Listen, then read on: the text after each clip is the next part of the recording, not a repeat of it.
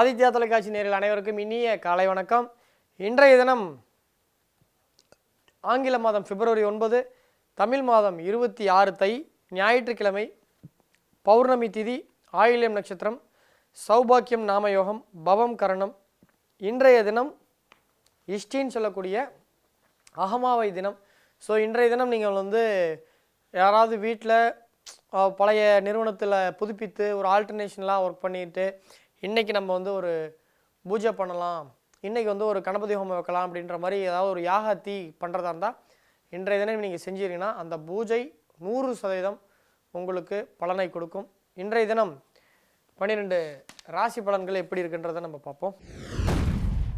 So இன்றைய தினம் மேஷ ராசிக்காரர்களை பொறுத்த வரைக்கும் இன்றைய தினம் ஆரோக்கியத்தில் சிறு பாதிப்புகள் ஏற்படுவதற்கான வாய்ப்புகள் உண்டு. இன்று மனதளவில் சிறு சிறு தொந்தரவுகளும் உங்களுக்கு ஏற்படுவதற்கான வாய்ப்புகள் உண்டு. அஸ்வினி நட்சத்திரத்தில் பிறந்தவர்களுக்கு எதிர்பாராத இடத்திலிருந்து இன்று உங்களுக்கு உதவிகள் கிடைக்கும். பரணி நட்சத்திரத்தை பொறுத்தவரை இன்று உங்களுக்கு ஆரோக்கியத்தில் பாதிப்புகள் ஏற்படுவதற்கான வாய்ப்புகள் உண்டு. கிருத்திகை நட்சத்திரத்தை பிறந்தவர்களுக்கு வீண் வாக்குவாதத்தை தவிர்க்க வேண்டும். ரிஷபராசி இன்று உழைப்பிற்கு உங்களுக்கு ஊதியம் கிடைக்கும், உங்களுக்கு அங்கீகாரமும் கிடைக்கும், நல்ல மதிப்பு கிடைக்கக்கூடிய காலமாக இருக்கும்.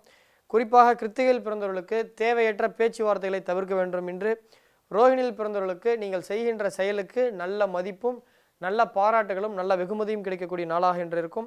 மிருகசீடத்தில் பிறந்தவர்களுக்கு முக்கிய தலைவர்களுடைய கான்டாக்ட்னு சொல்லக்கூடிய விஐபி கான்டாக்ட் கிடைப்பதற்கான வாய்ப்புகள் உண்டு.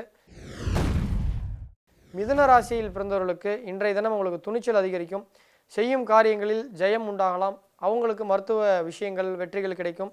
அதே போல் இன்று திருவாதிரை நட்சத்திரத்தில் பிறந்தவர்களுக்கு துணிச்சல் அதிகரிக்கும், செய்யும் காரியங்களில் ஜெயம் உண்டாகும். புனர்பூசம் நட்சத்திரத்தில் பிறந்தவர்களுக்கு அக்கம் பக்கத்தினுடைய அன்பு ஆதரவு இன்று பெருகும். கடகராசியை பொறுத்தவரை இன்றைய தினம் உங்களுக்கு தேவையற்ற குழப்பத்தை ஏற்படுத்தக்கூடிய நாளாக இருக்கும். நேற்று விட இன்னைக்கு கொஞ்சம் ஸ்ட்ராங்காக இருக்கும். ஸோ இன்றைய தினம் புனர்பூசத்தில் பிறந்தவர்களுக்கு அண்டை அயலாளர் வீட்டின் மூலமாக ஏதாவது வேலை சொன்னாங்கன்னா முடிஞ்ச வரைக்கும் அதை நிராகரிச்சிருங்க. நீங்கள் அதை எடுத்து நீங்கள் செய்ய முடியாமல் போயிட்டு அதை நீங்கள் சொல்லி தான் நானாக செஞ்சுருப்பல இப்போ வீணாக போச்சுன்னு சொல்லிட்டு உங்கள் மேலே பழி ஏற்படுவதற்கான வாய்ப்புகள் உண்டு.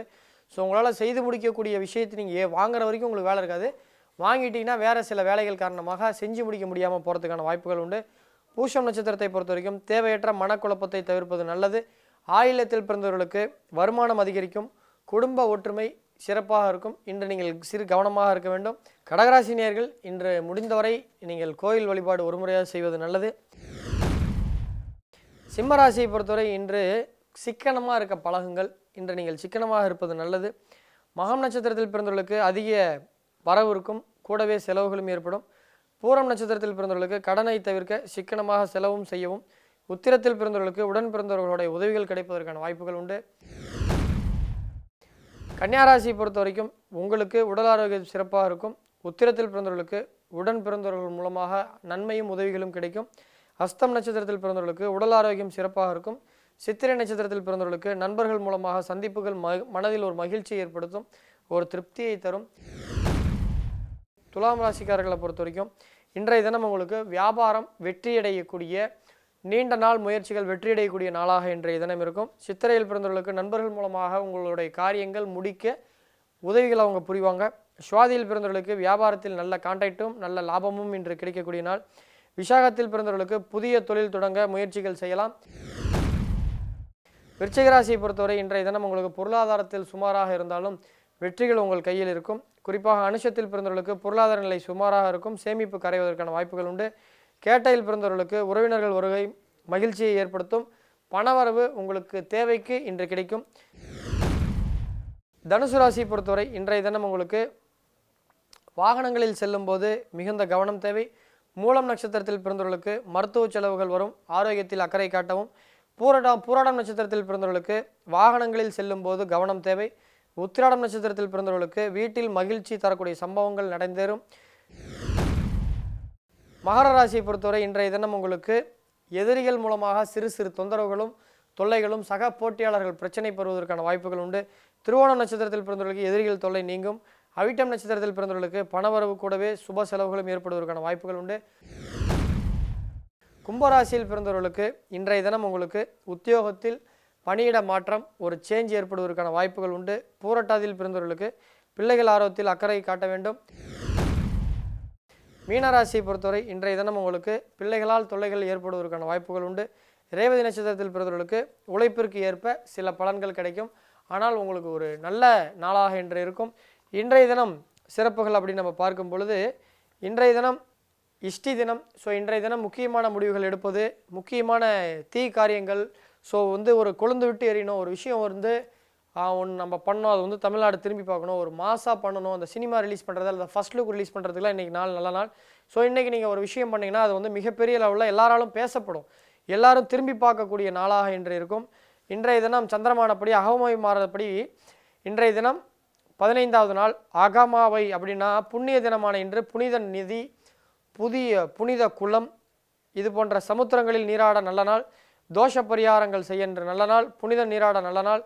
ஸோ பௌர்ணமி பூஜை செய்வதாக இருந்தால் இன்று மாலை பௌர்ணமியில் உள்ள சத்யநாராயண பூஜை செய்ய நல்ல நாள். சகல சக்தி ஏற்படும். இன்றைய தினம் ஸ்ரீமன் நாராயணனை வழிபடுவது நல்லது.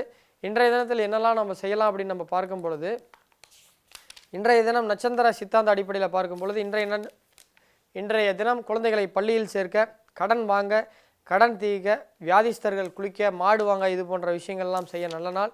அதே போல் இன்றைய தினம் நீங்கள் மங்களகரமான காரியங்கள், புஷ்டி தரக்கூடிய விஷயங்கள், மகிழ்ச்சி தரக்கூடிய விஷயங்கள் செய்வதற்கு நல்ல நாள். ஸோ சிற்ப கலைகளை, ஆபரணங்களை வேதா பிரதிஷ்டை செய்ய இன்று சிறப்பான நாள். நண்பர்களே, 12 ராசி பலன்களை பார்த்தோம். தொடர்ந்து இன்றைய நேயர்களுடைய கேள்விகளை பார்ப்போம். நேயர்களே, இன்றைய முதல் கேள்வியாளர் பெயர் வணக்கம் ஆதித்யா டிவி ஐயா அவர்களே, எனது பெயர் ஜே பிரியங்கா, வயது 29 ஆகிறது. பிறந்த தேதி 15/3/1991.